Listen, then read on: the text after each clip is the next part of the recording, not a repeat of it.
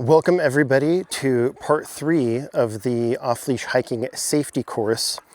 I'd like to answer some common questions that I hear and share some tips, some tricks that I've discovered as I've been doing this with my high drive working dogs. The first of which is I like to give water only at my van. So I carry water in case of an emergency and for myself. But in general, I don't give water to the dogs while we're out in the forest. And so what this does is this reinforces the dogs know that the van is a place of safety and relief, and it's a resting place. And if one of the dogs gets lost, one of the dogs goes missing and I can't track them down, then they naturally are inclined to come back to the van to seek water. And this has happened now with me twice this year with Macho, where even though I could see where he was on the GPS tracker, he was deep in the brush and I couldn't get back to him. And so I just walked back to the van and then I could see he was coming back to the van, and that's where he met me, and things went very well. So providing relief, safety, water, sustenance at your vehicle is a great way to improve the safety and the confidence, and have some kind of routine ready to go if you end up losing one of your dogs out in the forest. Another thing I'd like to mention is the selection of location and time of day. So I always scope new locations first with an on-leash walk before I proceed with an off-leash walk. And this is because out here in Central Oregon, although it's vast and beautiful and the Deschutes National Forest is absolutely massive, during the summer it can get busy out here. So for example, today we were walking and I ended the hike early because I found an RV site where there were some dogs that were off-leash, and so we turned around and came back. And if you take the time to leash up your dogs on flexi leads or long lines or whatever, the first time you visit a new location, that will give you peace of mind when you return the second time to have them off leash, so you know what to expect, and you know that you're bringing the dogs into a safe environment with low risk of incidents.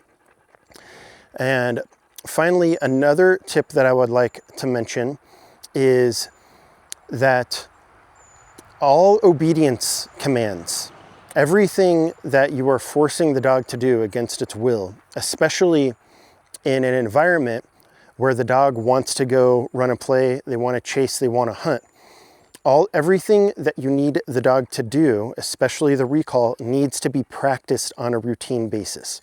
So every day I do at least a couple reps of strict recall work with the dogs while they're off leash.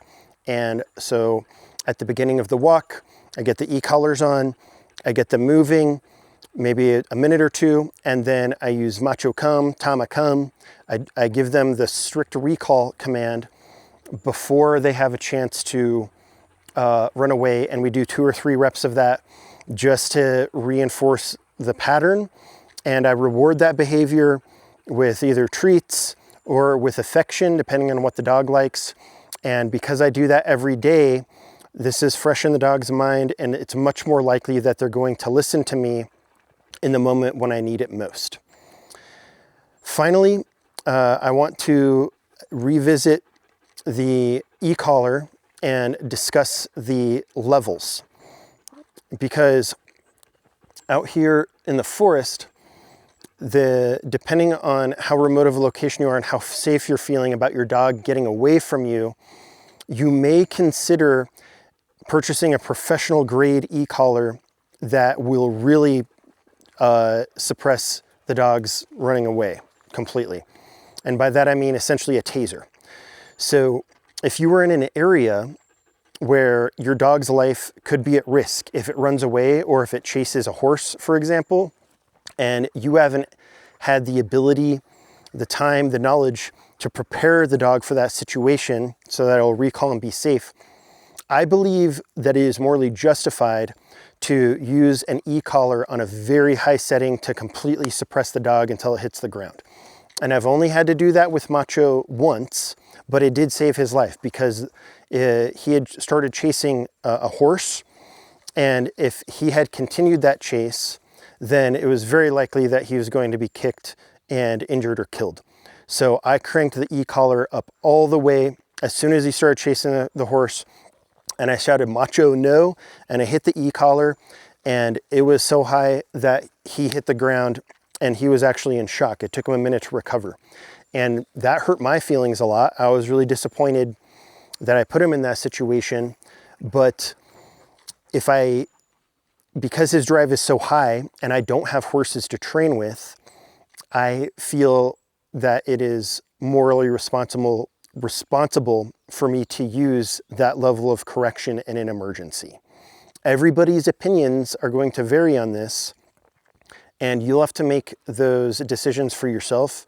But me personally, I believe that having a safety net that is absolutely foolproof with a very powerful electric collar in an emergency to save a dog's life is worth it.